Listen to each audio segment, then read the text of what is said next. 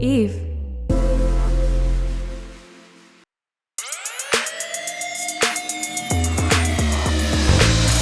Hi, welcome to Demigoddess, a podcast hosted by me, Demi Burnett.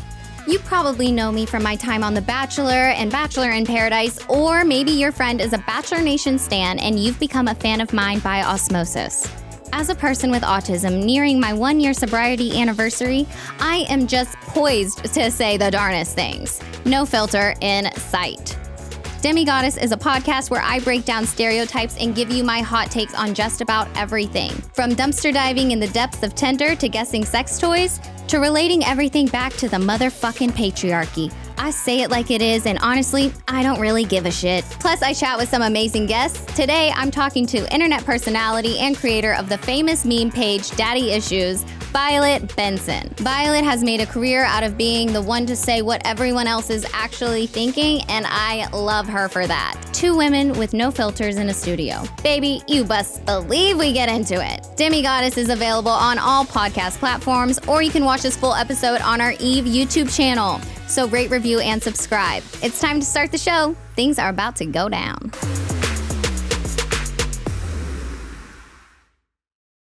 All right, hello. Today I'm saying shut your piehole to myself because I have questions, baby. Very important questions about the circle. So I'm going to pose them on you because I can't ask myself questions constantly. While I'm watching the circle, I'm really enjoying it. I've watched all the seasons, and I always think about what strategy I would use while watching it. There's always the flirting strategy, right? Like everyone's out there flirting. I mean, they're probably horny. I think that they might be horny because they are all locked up by themselves. So the flirting is convenient. But would you flirt for strategy? I want to know, honestly, listeners, what do you think about flirting for strategy? Email us your responses. I want to know what you think because there's a fine line of whether or not it is morally correct. If you wouldn't flirt, what would your strategy be? There's $100,000 on the line in this show, and a lot of people, I think, go on to the circle and they're just going on to be on a TV show, and they need to plan their strategy out a little better. They're like, oh yeah, sure, I'll catfish, and it's like, you got to know how to commit to the bit. If I were to go on the circle, my strategy would be to be myself and to make sure that everyone felt validated and felt safe with me, because that's just who I am. I won Employee of the Month 2 times at my last job, and they voted me the People's Choice Award. My coworkers voted me as their favorite employee to work with. That is at work. Nobody wants to be there, and I made their work time better. I think I could win the circle. Circle, cast me. You heard it here first. Cast me.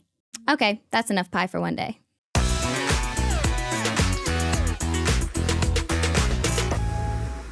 With HelloFresh, you can get farm-fresh, pre-proportioned ingredients and seasoned recipes delivered right to your abode. Skip trips to the grocery store and count on HelloFresh to make home cooking easy, fun, and affordable.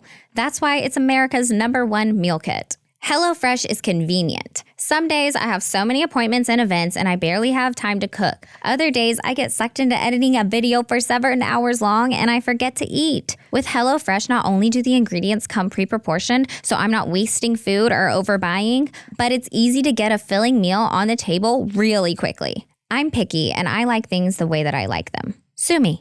HelloFresh lets me customize my favorite dishes with their new Hello Custom offerings, so I can swap out one protein for another, change up my sides, or even upgrade for a more luxurious experience.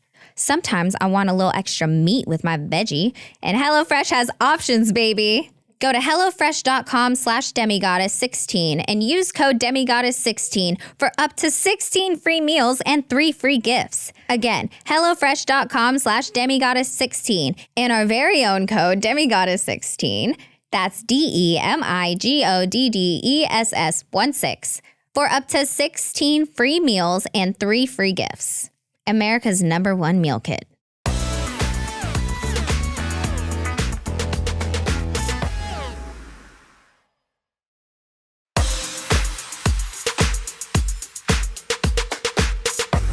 Hi, Violet. I can't believe that we're finally meeting in person. I know. I literally thought I already knew you, so that was so funny. I know. It's because we've had such intimate conversations. Like, relating on a deep level that it feels like I've had to have met you. I know, but I also feel like because with the internet, how things have changed, that it feels like people on the internet are literally your friends. So when you see people, you just think that you already know them. This happens to me all the time on the street sometimes. I'll come up to, I was at a party and I came up to this girl and I was like, oh my God, hi, how are you?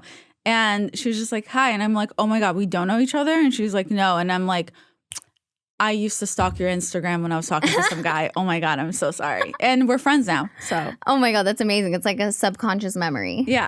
And like the most about like the internet friendships and stuff because you started daddy issues. So tell the listeners, catch them up like real quick about daddy issues and how your claim to fame. And I mean, I still can't believe you won the green card lottery. Like that is still one of the most amazing stories I have to tell people. Yeah, that's so funny. I guess I think it's such a normal thing, but plus I've met a few other people who have won the green card lottery. But yeah, it's a real lottery for the green card. And my family was one of the many families to win it overseas. I'm from Russia and also I grew up in Israel. I know it's everyone's two favorite countries. I get it, whatever. I was born in Russia. Then we had to escape Russia as Jews.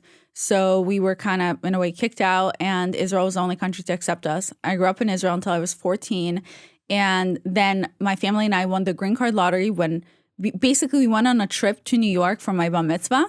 It was the first time in America, and my far uncle or whomever told my dad to just apply for the lottery. My dad was like, what are the odds? And they were like, he's like, who cares? Just do it. And he did. And a year later, we won. And I was the one to also answer the call. So my parents always call me their lucky charm. Oh my God. What? Oh my gosh. I can't imagine that feeling like having that phone call. That's so wild. Well, I didn't care for it. Like I obviously didn't want to move. I was like 13 at that point. I don't care. Like I just started making friends in my school. People stopped thinking I'm weird. I'm finally fitting in. And then I find out I'm moving to America. And I really didn't care for it. But my parents wanted a better future for my sister and I. And we moved to America. When we moved straight to Los Angeles, we don't really have much family. So we were very on our own. We moved to Los Angeles. I don't know why my dad just figured that was like where we should go. Like, damn, that's a tough place to move to. Like, it's a just not kind place to move to, Los Angeles. I don't know. I guess I never really... I think I have a very immigrant mentality. And the way my father raised me with my daddy issues, I've always walked around understanding that the world doesn't owe me anything. So whether people were kind to me or not, it didn't bother me. Like I knew it had nothing to do with me. So I just kind of just did my best to exist. I know exactly what you mean. Yes. So I just never thought the world owes me anything. That's just kind of, especially because when I grew up in Israel, we were rich. When we moved to America, we were poor. We lost all our money. I was poor, and I still wanted to be rich. So I kept hanging out with rich friends. I started tutoring math. I tutored math for 10 years to try to make money on the side to figure out like how to kind of be like my cool friends. I used to be very embarrassed of where I live. So I would tell my boyfriends or even my friends when they would drop me off at my house, I would have them drop me off at a Ralph's that was next to my house because I didn't want them to see where I lived. But like, I just got by, and I just kept telling myself like one day I'm going to be rich and I'm going to take care of my parents and none of this is going to matter. And that was always my goal. So I got 2 degrees. I have a degree in business law and I have a degree in accounting. I graduated when I was 20 from Cal State. And then I was ready to be an accountant. That was my goal. That was my dream. I wanted to be a partner at an accounting firm so I can make good money. And unfortunately, it did not work out for me. The women on my team made my life a living hell, but public accounting is very, very, very tough. A lot of people can't handle it. I didn't know about that. Public accounting and also large law firms are insane. Because, for example, public accounting, we get graded on our work ethics and also on how we work and also how on our personalities every 3 months. How do they like grade your personality? It's insane. I'm pretty sure it's not allowed because HR had to get involved. But like one of the reasons I'm currently on Adderall was because in my accounting firm, they didn't like that I was too bubbly. And my career advisor, who's also one of my managers, told me that I should get a medication for it, which is very illegal to do. Hence, HR had to get involved, but hence why I wanted to fit in that firm so much that I got on Adderall because of it. Mm-hmm. That was just so messed up for them to treat you that way. But like, I love that you have like all of the credentials to like back up everything that you do, because now, you know, you do daddy issues. You made this genius meme page, and people discredit me on the regular for everything that I do because I have no credentials. I don't have a degree. I don't have anything like that. You know, it's like, oh, Demi says whatever. But it's like, you inspire me because it's like, you can prove that you know what you're talking about. Yes and no, in a sense, in regards to, I think people, it's so easy to sit and discredit others of whatever they have to say based on their life experience. It's always like, hey, the one comment that you said, I can't relate based on my life experience, so I'm going to go ahead and tell you that you're wrong. Like, it's like, how about that we're all going through different things and we're all doing our best, and it's, if you want to tune in to what someone has to say, tune in. If you don't. If you think you can do a better job, go ahead. You have a platform, go on the internet, figure it out, grow your brand, and give better advice then. That's how I feel. I think it's so easy to tell everyone else that they're doing something wrong while you're just sitting on the couch not doing anything. Like, do you struggle with people like challenging you?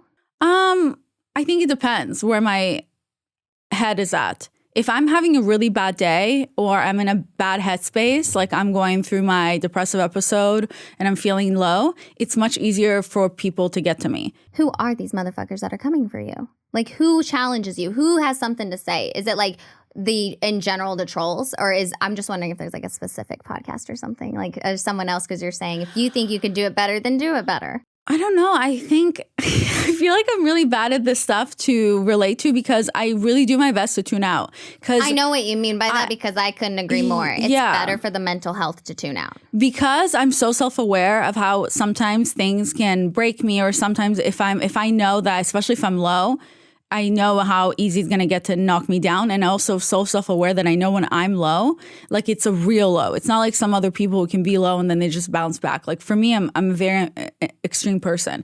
So if I'm low, like it's very hard for me to get out of it. So knowing that, I now avoid things that I know are not good for my mental health. Whether if I'm having a bad day, then I won't log on to social media. Like I'm okay with not being on my phone. Like people find it hard to believe, but when I go out with my friends or I'm hanging out with people, I'm not even on my phone. And my friends are the ones who don't do social media. They're on their phones every 2 seconds. And oh my gosh, I know. I'm the most present person too. I love that. Maybe that's why we always got along so well and our conversations get so deep, because we are both so present. Where I'm not on my phone. I don't ever want to be on my phone. I want to be with whatever's going on in the moment. It's more healthy for me. Yeah. And it really bothers me when people say, oh my God, what is that person doing? I would never do that. That's so cool. Well, guess what? You're not that person. So great. So you go ahead, don't do that. But I think a lot of times when people sit there and judge other people, like, I would never do that. Cool. So you stay living in fear, caring what other people say. But guess what? One day you're going to grow up and you're going to waste so much time caring so much what everyone else thinks. And then one day you're going to find out that no one was ever thinking about you. Literally no one cares about you. And the thing that I respect is, and like having the self-awareness that you share too, is like, I look at people who are doing things that are quote unquote cringy, quote unquote, like social suicide, whatever. And I think of how much I respect them. I respect their effort that they're putting in. They're committing to the bit. As cringy as it might be, they have committed to the bit. And I respect it. If I see something I don't like, I also just, keep swiping. I'm like, if I see something, obviously I'm not saying I'm perfect and I'm like, oh, love everyone, I'm always happy. That's not the case. If I see something that irritates me, annoys me, triggers me, whatever those other words people love to use, I just go, okay. And I keep going. I'm not like, hey, I need you to know I hate this. And this sucks. Also, I wasn't following you before, but I'm going to go ahead and follow you right now just so I can unfollow you. Haha. It's wild. It's wild, the lengths that they go to. And it just shows, though, like there's so many people who are doing these comments, these trolls online, and everyone's like, oh, the problem's the trolls, the problem's the trolls. The problem is the mental health care system, because these people need mental help. They need a brain scan. Well, people are really lost right now, especially with the pandemic. With the pandemic going through 2 years and kind of extending to this point, things have really changed and people mentally are not okay. Exactly. And they're not able to because I'm not. Like, I'm with the people, you know? Like, I'm not mentally okay. No, but it's because scientifically our brains were never programmed to endure this much trauma this fast. Oh, I believe so that. There's too many things that happen. Our brains haven't processed it, and people are processing differently. And also, like, all of the trauma that we all receive from our parents, because our parents is trauma from their parents. Like, there's a lot of trauma going on. And I also was talking, my personal experience, I was talking with my neighbor, and my neighbor said that women used to have babies a lot earlier in life. Women have never gone this long without having babies. Like, there's so many women in their 20s and 30s now that have no kids. What it's like, what's going on in the uteruses. Do you know what's going on in my uterus? Endometriosis. Terror. What does that mean? When your uterine tissue grows outside of your uterus. And it's a thing with women. Like, I don't want to get too into it because that's a whole discussion. But you can't see it until you cut someone open. So you can't tell if you have it until you're doing surgery, but you know that you have it because of the pain that you get. Like, it's like period cramp pain. If it's super severe, it's not just period cramps. It's something that needs to be taken more seriously, and we don't tell women that. Oh, that's crazy. So how do you deal with that? What ends up happening with most women is you say the pain's too bad, cut me open. And then they say, oh, wow, your intestines are wrapped around in uterine tissue time and time again, like rubber bands, and we need to do major surgery cutting out all of this uterine tissue. Grows to like your butt, grows all in not in your uterus, outside of it, in your organs, in your butt. It's painful. Like, every time I take a shit, it's like crazy cramps. So then are you going to get it cut out? It's just to the point, I'm going to get to the point where I finally go, all right, that's it. I'm going to the hospital this month. Like, let's schedule an appointment. Let's go have major surgery. So then having that surgery, does that I have no idea what that entails. I don't know. I haven't researched it at all. It's not talked about. It's like, you should have an expert or a doctor on the podcast to talk about that. That'd be a great idea. Oh, also, let me finish the story how I started daddy issues really quick. Oh my God, yes. It's so basically the women on my team were making my life a living hell. It's the whole thing. I've talked about it before, and it's fine. I don't like to. When was this? This was in 2014, so a minute ago, and then I was very depressed. I stopped talking to any of my friends. I was just focused on work. I used to go into work before the partner came in because that was kind of what you had to do. So if he came in, I would be at work at 6 a.m. and then I would leave sometimes at 11 p.m. I would just wait till he left. And that's how I was able to get on projects with him, which was very unheard of for a junior accountant. One of the reasons I was getting bullied. Because people were like, oh, I wonder why he's putting her on projects and things like that. In reality, it's like, I'm just working harder than you. That's why. Yeah. So anyway, I would cry every night to sleep. I would cry in the morning in my car, but I just thought that is the American dream. That's what my dad taught me, that like you have a 9 to 5 and it's not going to be great, but that's life, and I understand. So I just thought I had to just suck it up.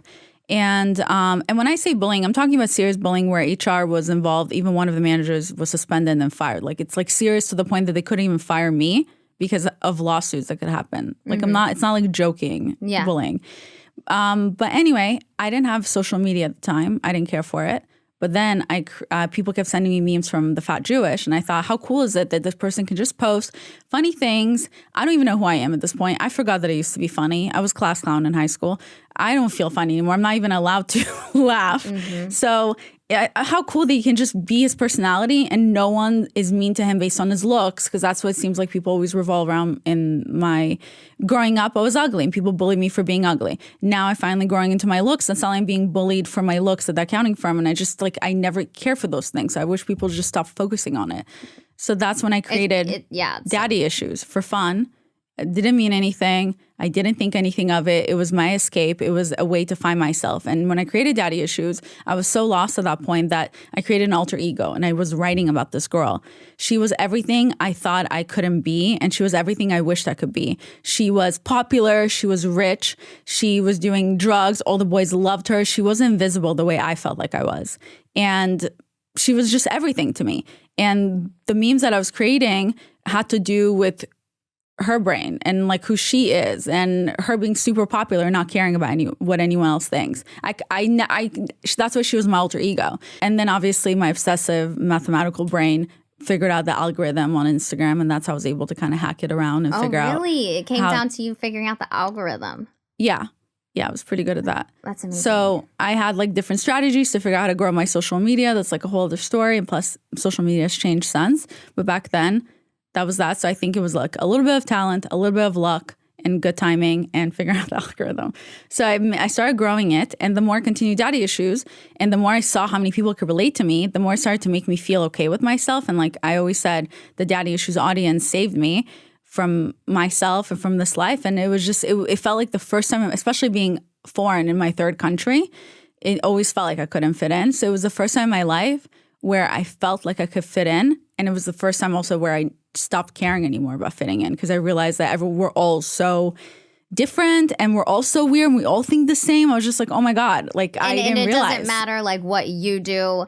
I feel like it doesn't matter what you do. People are going to say whatever they want to say. So it's like I don't value their opinion because they don't know better. They're going to say the opposite of whatever I intend to do. So that's how I let go of people's opinions. Like, yeah, it just depends. You never know. It's always where someone's coming from. If I'm in a bad mood, I'm going to be more judgy of you, and I'm going to tell you something is about you is annoying me. But versus if I was in a good mood, I probably wouldn't notice that part. Like you always have to wonder people's intentions or where it's coming from. Obviously, I do take in a lot of feedback. I'm into that constructive feedback, constructive criticism and all that. But you always have to think, where's this coming from? Because sometimes it's not for you. It's because they're embarrassed of something or they feel bad about something. Exactly. It comes back down to it is them. It's not you. It's them. Like if my boyfriend just cheated on me and you're telling me about a new guy you're talking to, I'm obviously going to tell you, I don't know. I don't give a fuck. Like, no, something. I'm going to tell you there's something suspicious about it. Like he's acting weird. You should check it out because my boyfriend just cheated on me. That's where I'm going to be coming from. So like that's what you have to kind of pay attention sometimes. Mm-hmm. You take things with a grain of salt. Yes, I agree with you. With the daddy issues thing. So currently, where are you at with it currently? Like we just had a pandemic and stuff too. I know that my social media, me being an influencer, I'm struggling with it. I still see your page thriving and I'm still liking your memes and laughing at them and sharing them and stuff. So like, is it everything? How are you doing currently with it all? Well, first of all, I post for free. So it's not like every day when you see me thriving, it's just me posting. I'm posting for free. That's like the job though. Like being a content creator, I don't expect like my posts, I'm not getting paid for any of my posts. Right. They're free too, but I'm not putting anything out there. Like to keep well, it's harder to put it, like I'm putting out memes. For me, it feels easier. Like obviously every day I wake up and I'm like looking around for memes or I'm figuring out how to create memes but it's become such a habit. And I have 3 accounts. So on all 3 of them, like all my stories are always updated. Like there's always a bunch of things on each one of my stories, on my podcast, Almost Adulting, on daddy issues, and then on Violet Benson, my personal. But I don't like taking pictures of myself, so I actually barely post on my personal Instagram. So if I had to depend on my looks and my personal Instagram, I would be not doing a good job. So it's more me focusing on content where it's my writing, it's my researching for different health podcasts, mental podcasts, like it's just things like that. But meme-wise, well, I was anonymous on daddy issues for 2 years. And then I quote-unquote came out and then people knew my face. So that's how I was able to attach my face to my brand. But during the pandemic, I was also struggling. The first year, I would say I wasn't making as much as I was making before. But it was me just being like, okay, because unlike a lot of my friends who are influencers or celebrities, they come from rich families, and I know, right? All of them. It's fine. I don't complain. We all have different paths. What's the point? We all have different paths. It's not a big deal. But so for me, I don't have someone who's going to pay my mortgage if I don't have a job next month. So it's a constant way of trying to reinvent myself or finding ways to get work. So it was more like, okay, what can I do to get a job suddenly? So I created like a whole thing where I showed all my insights and I reached out to different brands where I'm like, okay, here's the things that I've previously done. Here's what I can do for your brand. Do you have a job for me? Like a media kit. Yeah, so it's more things like that. I think it's important to just always be humble when it comes to work. You should never be too proud to ask for work, and you should never be too proud to reach out. I get rejected. By the way, I literally get no's and rejections all the time. Me too. No, I've been reaching out to people like crazy lately, like just taking control of my life again. Good. And I get rejected every day. Like it doesn't affect me though, because I know my mission and I know who I am and I know I'm self-aware. So it's like, okay, they rejected me because I don't line up with their brand. It makes sense. Yeah, whatever. And a lot of times if you just ask, that's one thing that I've learned, and it's based on this book that I was reading. A lot of times you get rejected and you take it personal, especially depends on where you're at in your headspace. Yes. So if I feel like I'm not good enough and you reject me for whatever reason, I'm going to be like, oh, because they think I'm a loser. Yeah. They think I'm a loser. Great. Versus if you said, hey, I understand. Do you mind letting me know why you guys decide to say no? Yeah. And then suddenly they say, they're like, oh, actually, we're full on budget. Well, actually, because we have someone very similar to you, so it just wouldn't make sense for us. And then you're like, oh, okay. Or they say, actually, just not this month. Okay, well, how about next month? Yeah, that could work. Okay, great. So you just like, if you just asked versus assuming. Yes, I agree with you. It's scary to ask, but like you're saying, it's so worth it. Why not just ask? Why not put yourself out there? I guess the fear of rejection, but you're going to get rejected anyway. I get rejected all the time. Like every day I get rejected for I did things. A podcast yesterday and I was in an emotional state and it wasn't my podcast. And I just started crying and I was like, you guys don't understand. I'm rejected by society. I'm rejected by my family. I was like, I'm so rejected. I was like, but it's okay. I'm at peace with it, I swear. But it was just one of those days, just one of those moments. Do you go to therapy? Yeah. I have a regular therapist, and then I'm waiting on my neurodivergent friendly autism specialist therapist, it's just a very complicated title. Like she has to be up to date on PDA, which is a specific profile of autism that I have. So that's where I struggle, is the self-regulation of my emotions. I'm aware of what's going on, but it's like how to deal with them properly with it being my neurotype and knowing how to deal with my neurotype. Just some fun regulation I got to figure out. But I saw that you changed your podcast name. Yes. To Almost Adulting. It was Too Tired to Be Crazy, and now it's Almost Adulting. Yeah, which I think has confused some people, and that was... Why? Well, I didn't relaunch it, and I didn't podcast for 2-3 months, and then I just came out with a new name, so people thought it was a new podcast. I'm like, no, it's not a new podcast. I saw your post and I completely got it. I completely understood what you were doing. Yeah, but some people missed that post. Some people were confused. So then, literally at first, when I first got the podcast, even getting guests on at first, they were confused. They thought it was a new podcast. So they were down to come on Too Tired to Be Crazy, but then they were confused. Like, wait, you have a brand new podcast? And I'm like, no, I just name change. I felt basically where I'm at in my life, I've sometimes, I'm not that kind to myself, as a lot of us are. And then I try to be aware of it and try to understand, to be kinder to myself. So even the word Too Tired to Be Crazy, even though it was a joke, I didn't like the fact that me and my listeners kept using the word crazy in our vocabulary, because even though I'm too tired for it, I'm still calling myself crazy, and I'm putting that into my body. And I'm not crazy. We're not crazy. We feel things and we act differently. It is what it is. So I didn't like that word anymore being at the title. So I figured Almost Adulting made the most sense, because no matter where we are in our lives, we're always almost adulting. I mean, I'm 32 years old, so I'm still figuring it out, doing my best. So yeah, I like the name, and I really could relate to it. I always feel like I'm almost adulting. I'm never doing it all the way right. This is a question that I did have that I did not ask you.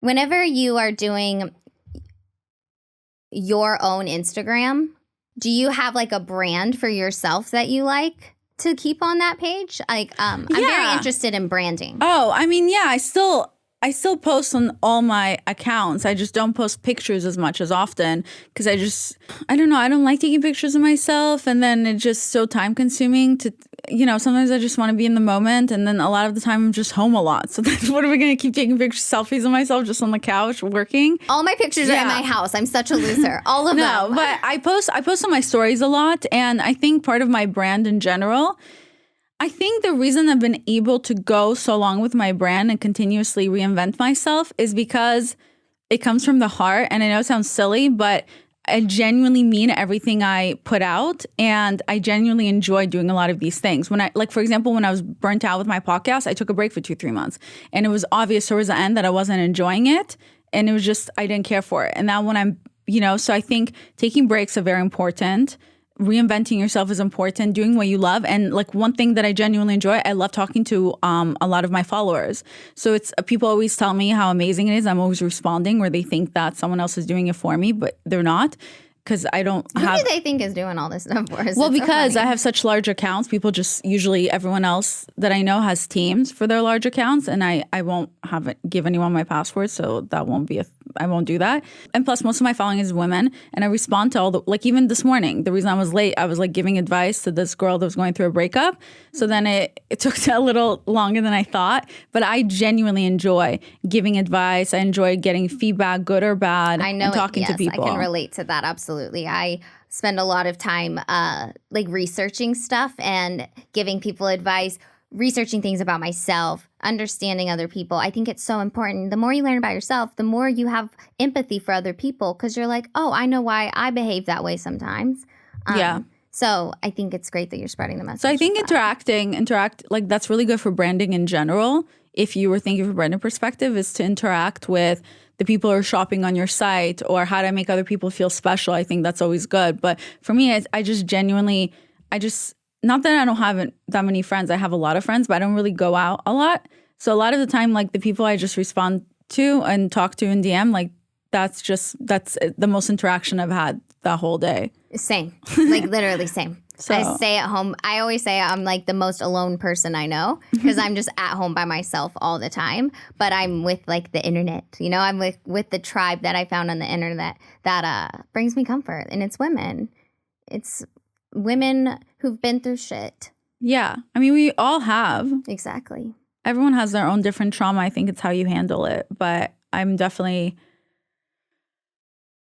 I don't go through life, maybe I should. Maybe I'm on the extreme end. Now I understand my emotions better, my feelings better. But I definitely don't go through life like blaming my parents or my life for how it turned out, because I think eventually you have to grow up and you have to start taking responsibility for your life, and you have to be like, okay, yeah, this is fucked up. What happened to me growing up was fucked up, and this part was fucked up. Do I want to get better? Yeah, I'll go to therapy. Yeah, I'll do this. Okay, but now I have to treat people better because I know better. And now I can also change the dynamic of my family when I have children because now I know better. That's the key, is that I know better. They didn't know better, and that's why we're not mad at them. Like, that's why it's like I'm not mad at what my parents did or didn't do for me, because I understand they had a lack of information, a lack of knowledge. They lived in a different era, a different time. Yeah. They didn't have the internet. They only knew what they were raised with. Yeah, not everyone wants to be a parent. Not everyone knows how to be a parent. They don't. I think as we get older and when we're going to become parents, we're going to learn that there is no one-on-one parenting book where you're the best parent. Like, everyone has their own opinions, but people do their best, and not everyone's meant to be a parent. Like, I can't imagine what it's like to go through having one of my parents in jail most of my life. Like, that is something that I will never be able to relate to you, but I can understand where you're coming from, and I can do my best to understand why you are the way that you are based on your upbringing, I think a lot of it too is like people spend so much time trying to compare hurt, and it's like it's the same feeling. It's the same hurt. Like, you might not have had a mom and a parent incarcerated, but you've experienced something in your life where that same exact feeling of hurt you've had. And that's all that matters to me. Like, people try so hard to separate themselves from each other. And it's like, no, we all understand each other. We just have so many walls up. We all are traumatized with walls and walls. And by being that friend on the internet, by being that person who's responding, you're slowly helping people break down their walls. Thank you. I agree. And I agree with what you just said. I actually just had on my podcast this week, I have Mark Groves. He's known as Create the Love. And we were talking, because this month it's all about mental health, for May on my podcast. And he made a really good point where he said pain sometimes can be a little narcissistic, our pain specifically, because we think no one else knows what I went through. You don't understand. You've never been through this. My pain is only my pain. And we start acting like it's this exclusive club, and we try, and then because of that, we isolate ourselves from everyone else. It's like, you don't get me. No one, and it's like, actually, it's not an exclusive club. If you open, that's the big problem with depression. Depression is the most exclusive club out there because you think you're the only member, and it's not true. Just like you think you're pain, you're the only member. If you just opened up, if you just asked for help, you would understand that, just like you said, you're right, where maybe my mother wasn't in jail, but we can have some similar emotions towards one of our parents where we can relate to each other of that pain. And if we just spoke to each other, we can relate and we can heal together. And that is the thing that we don't know as a society, is that relating and healing together is so much better and so much more comforting than people feeling sorry for you. Like, because that's what you want when you're in pain. You want people to feel sorry for you. But it's like, how about you hold your neighbor's hand and say, hey, I feel sorry for you and you feel sorry for me too, and we can heal this together. I'll tell you what it is, and this is something I've had to understand for a while now, is that a lot of the time, people think they want to get better. People think they don't want to be heartbroken anymore. They think they don't want to, they think they want to be happy. But the truth is, we stay at places that feel familiar. So just like if my father was emotionally unavailable and I'm always dating emotionally unavailable people, it's because it feels familiar. I don't realize it. And I'm like, why am I keep dating the same guys? It's because I feel at home when I'm with those people. It's the same thing for a lot of people who think they want to be happy, but they really, really, really don't. That's what they say angry. They say judging everyone else because it feels familiar to sit in my sadness, to sit in my pain. This is all I know. If tomorrow I had to be happy, I don't know what's past that cliff. Like, I have no idea. And now I'm scared because then what if I try to be happy and I fail? What if I try this relationship and it doesn't work out? And then I'm like, what was the point? What if I tried this job and it actually works out and actually have to try hard? I don't know what that's like. I'd rather just stay in my pain because I know this. I know it feels familiar. It feels like home.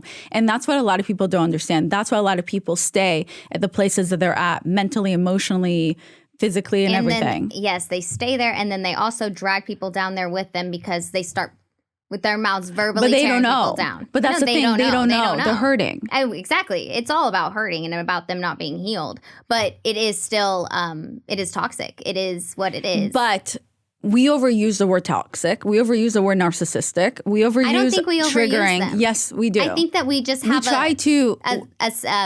we have a value of the word in a negative way so intensely. Everything can be toxic. For example. Yeah, I agree. There's no such thing as the truth. There's my truth and your truth. So right now we're sitting here. I can sit here and think that the way you're speaking, like we can have completely different realities right now. We can be sitting and you're gonna sit and you're gonna think, we had such an amazing podcast session. And I could potentially sit here based on whatever trauma I've gone through in my life that hasn't healed. I'm going to think, I'm so triggered by the way she just spoke to me, that one word. Yes, I'm triggered.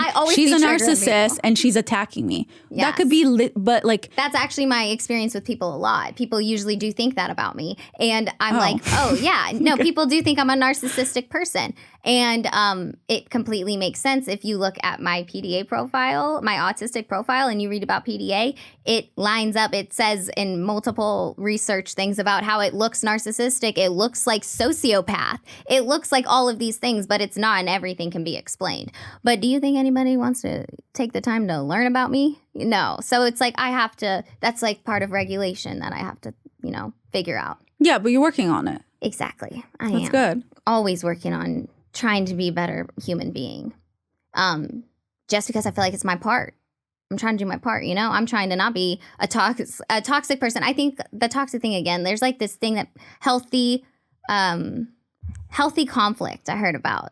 And I really like that because I think about it as like not toxic, but like things that can go toxic quickly whenever you have conflict. But a healthy conflict where you can actually like powwow it out and just be like, I didn't like how you said this. And then the other person's like, well, I said that because you did this. And then you actually grow from it because you grow to understand each other. Right. But the word conflict has always been red flagged. We don't want conflict. But it's like, oh my gosh, we need conflict. Because if you don't have conflict, you're withholding.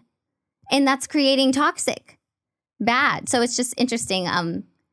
The value of the words narcissist, everyone's narcissistic.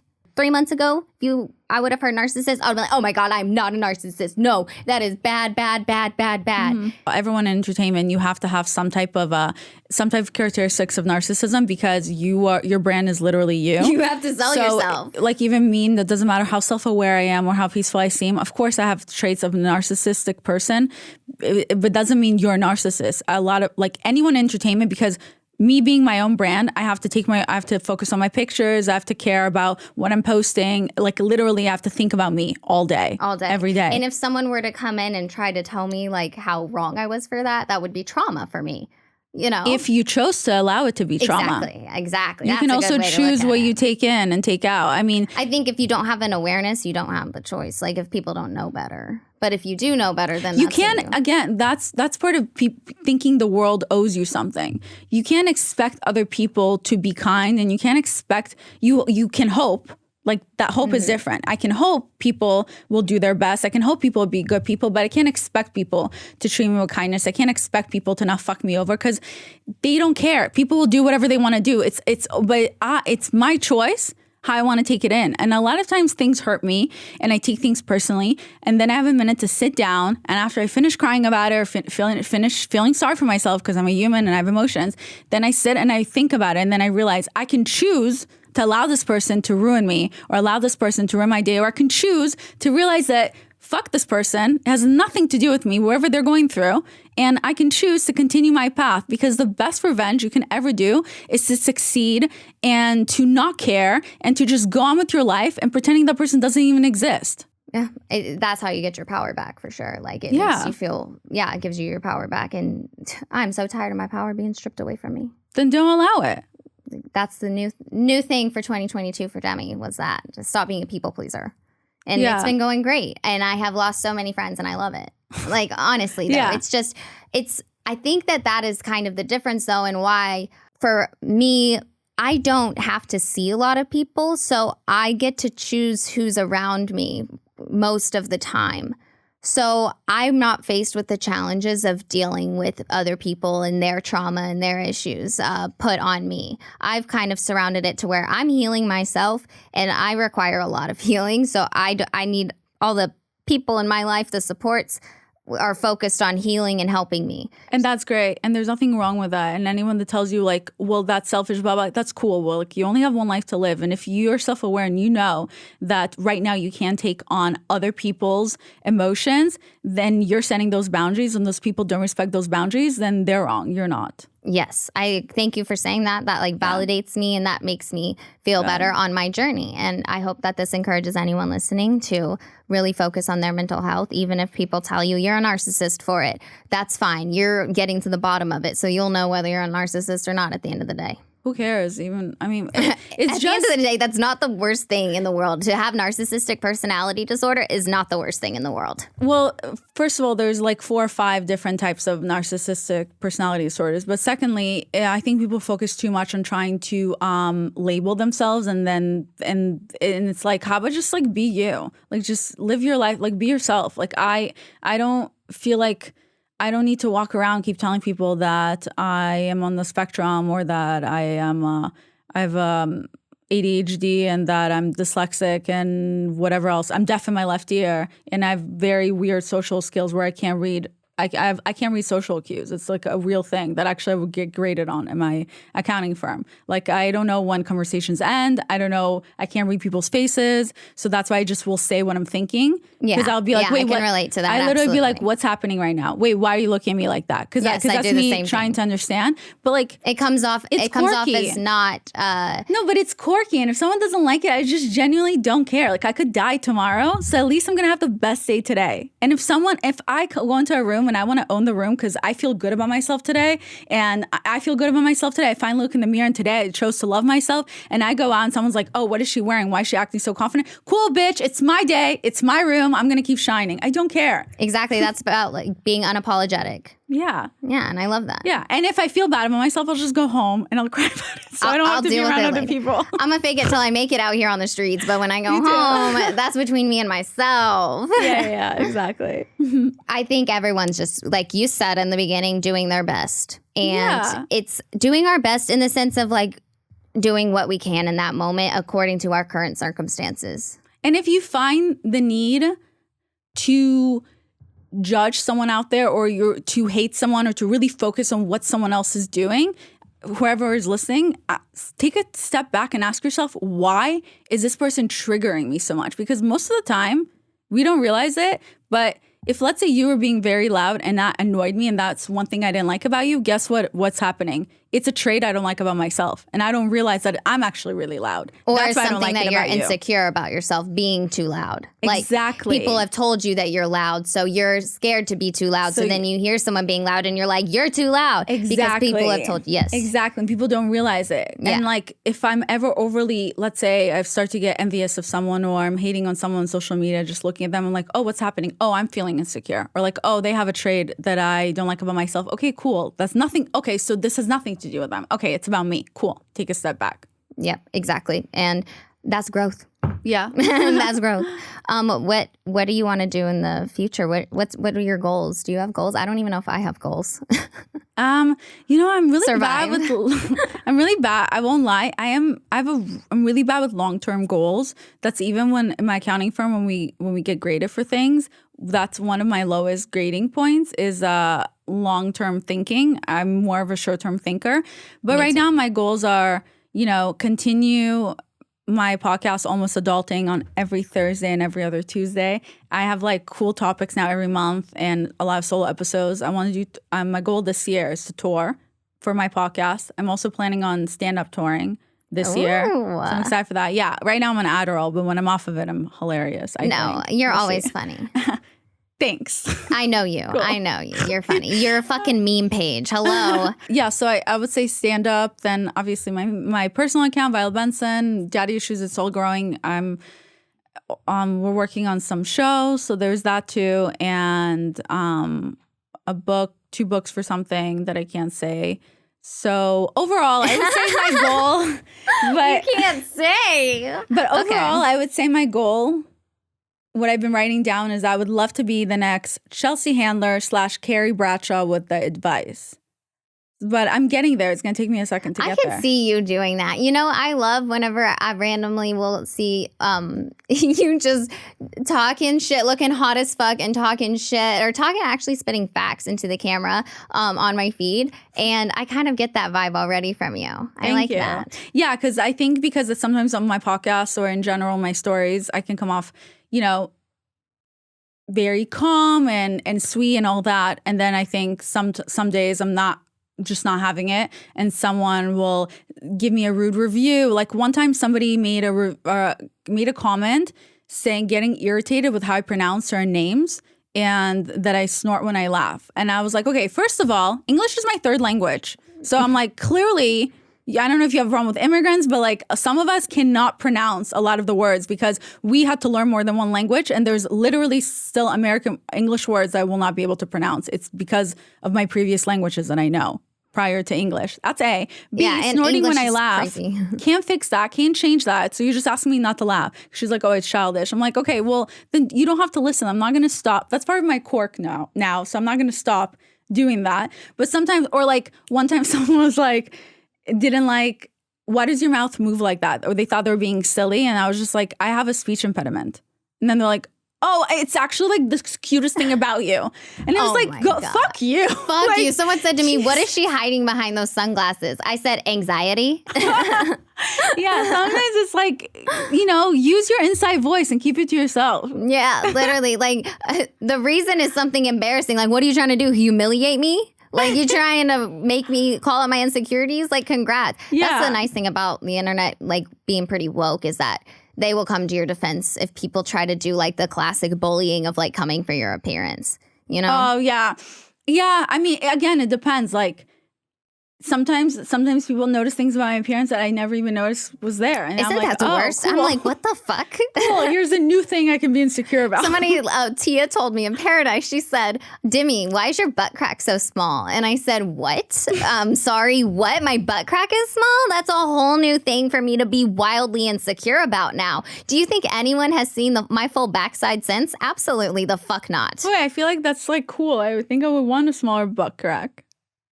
I don't know. I don't know what people think of the butt crack thing. It was just something I never been aware of. Okay, I have to see your butt crack now. I'll show That's you. all I'm thinking about. I'll show you to you right now. Okay, yeah, I really want to see it because I want to compare it to mine. All right, well, we're gonna get out of here and show each other's butt cracks to each other. But what are your plugs? Make sure to check out my podcast, Almost Adulting, on every Thursday and every other Tuesday. If this comes out in May, right now we're focusing on mental health for the month of May. And then next month is a completely new topic. So that's really cool. And then obviously follow me on social media, Almost Adulting, Violet Benson, and at @daddyissues_. She's the best. Go check out her accounts. They are so good, so entertaining, and she's always consistent with her content. I'm seriously so proud of you for that. I wish I could be more like you. You can start today. Oh my God, you're so right. Just start. I love that. God, I love that energy. Thank you, Violet. Thanks for having me. Bye. Bye.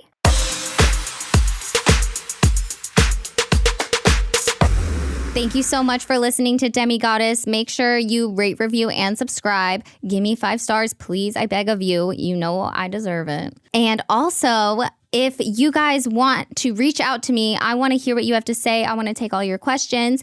You can reach out to the email that is in the show's description and send me anything that you think it's important for me to know, any questions you have. I want y'all involved. Bye. Demigoddess is part of the Eve Podcast Network and a Forever Dog production. Executive producer, Tracy Soren. Producer and editor, Clementine Yost. Development executive, Mariah Nickolas. Engineer, Sebastian Portuondo. Theme song by Gabe Lopez. Cover photo by Stephanie Saias. Forever Dog Productions is Joe Cilio, Alex Ramsey, and Brett Boehm.